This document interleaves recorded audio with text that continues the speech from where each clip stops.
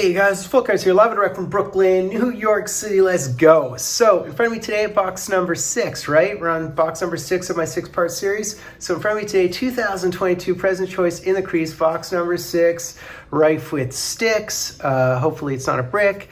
Let's rummage through this bad boy. Configuration: 4 cards per container, 1 container per box, 4 cards within a box break. We do hit our 4 premium game use cards.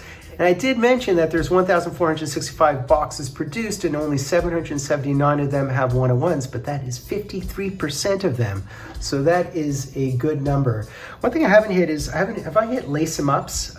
Lace 'em ups are kind of cool, right? Aren't they the ones with the laces, stick laces? There's a Freddie Anderson, John Gibson, and Allmark 101s of those. Otherwise, I think those are all numbered to 3. Including a Brizgalov and a Jack Campbell and whoever else. Georgiev are in the lace 'em up, so that's another interesting checklist.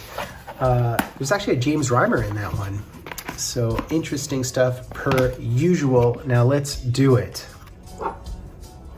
All right, here we go. Famous decoy, famous papel paper.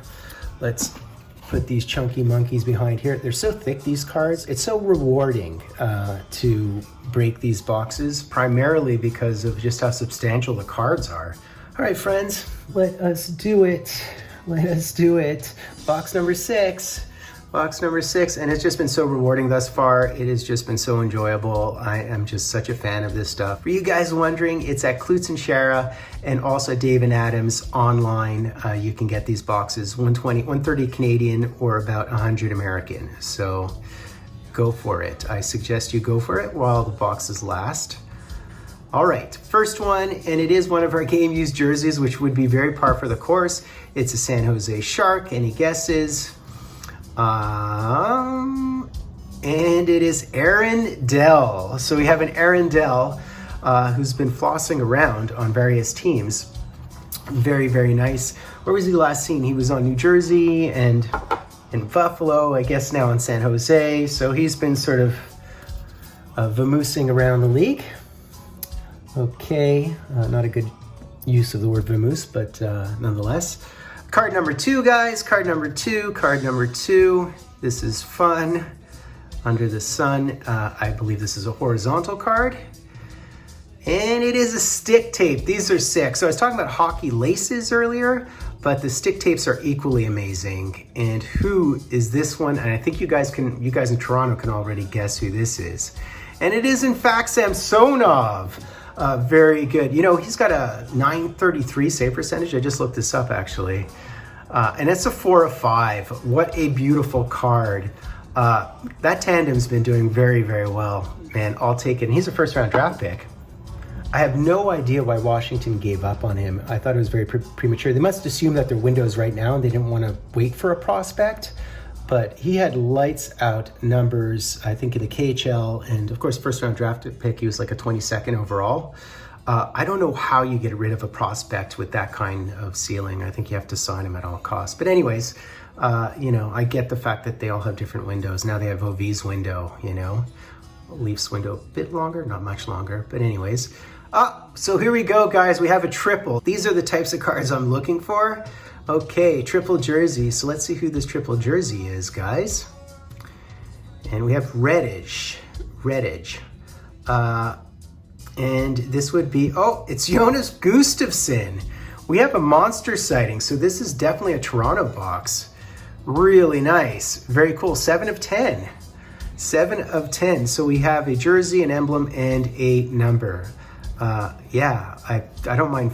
You know, people get on me for putting my fingerprints on cards, for touching cards, for ruining cards. To me, cards are a tactile thing. Otherwise, I would just deal with like e-cards, you know what I mean? Like an e-packs.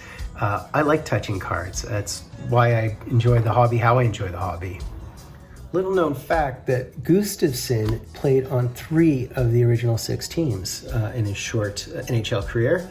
So this is our last card. Do we receive our 101? I think we're like 4 for 5 in 101s. So, I mean, define the odds at 53%. We should not be 4 for 5. So are we 4 for 6 or are we 5 for 6 at this point? I don't know who this is. And this is a card I haven't seen. At least the coloring looks different. And yes, yes, yes, we have a Glen Hall, guys. We have a Glen Hall sighting, and it's a stick rack. Wow, that is sick. That's awesome. That is awesome. How cool is that? Look at this thing, man. This is a substantial card, and you just with this tape residue, and it's a 2 of 10. I almost assumed that this would be a 1-on-1 because it's so cool looking, and it's a 2 of 10. So I guess the other ones look similar, and maybe they have a CCM in the logo. I don't even know what Sticky used back in the day.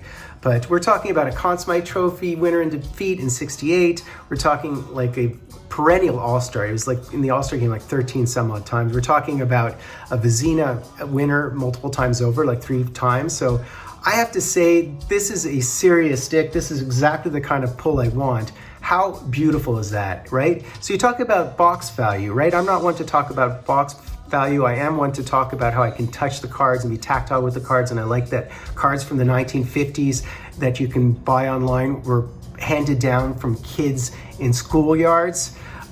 You know, if I touch this card, and I'm not going to grade it, if I touch this card and I nip a corner or something and then it reduces its value by $5, $10, I honestly don't care. This is my card. I'm going to handle it however I want. Yeah, how cool is that? That's awesome. That's beautiful.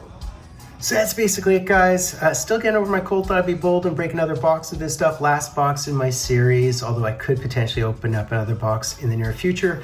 I have to say, so this was number to 10, shockingly, even though it has 3 pieces.